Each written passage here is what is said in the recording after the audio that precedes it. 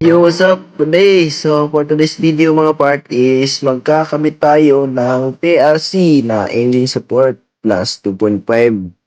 Ang kakabitan natin is Click V4 ng bossing natin. So, yan yung TRC.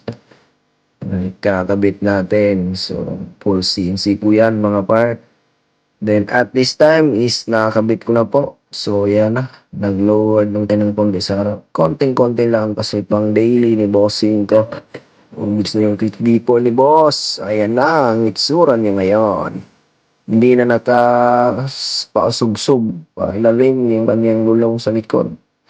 Olds na. Yung TRC ni boss. Kaso mamaya sa next video may papakita ko sa inyo. So, kaya hindi talaga bagay pang daily yung mga CNC na ES sa ating mga scooters. So, napakasulit na sana mga part. Pero, tingnan nyo mamaya. Let's go!